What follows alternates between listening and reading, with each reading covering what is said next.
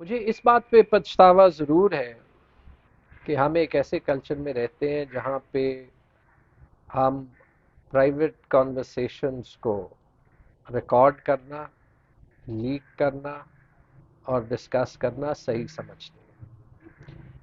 اگر آپ یہ پوچھیں کہ جو خط میں نے لکھا اس پہ مجھے پچھتاوا ہے تو جواب ہے نہیں، بالکل بھی نہیں۔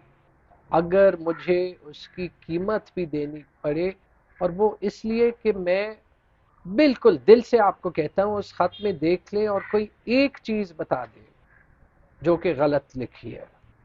وہ خط ہمارے وزیر خزانہ کو تھا، آئی ایم ایف کو نہیں تھا۔ وہ خط صوبے کے انٹرسٹ میں تھا۔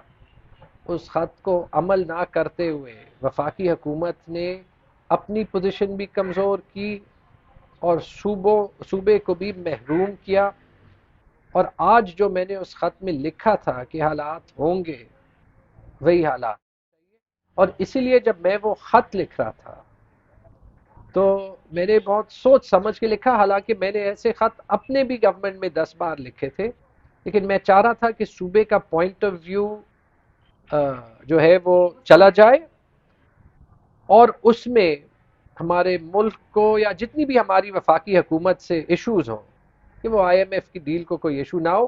اور مجھے فخر ہے کہ اس کے 2 دن بعد یہ ثابت ہو گیا، اور یہ پچھتاوا جینوئنلی اور سیاست سے ہٹ کے ہے۔ ایف آئی اے نے مجھے سمن نہیں کیا، کبھی سمن نہیں کیا، اور ہونا تو نہیں چاہیے، لیکن کبھی کبھی اس ملک میں جو چیزیں ہوتی ہے وہ کوئی لیگل بیسس پہ تو نہیں ہوتی۔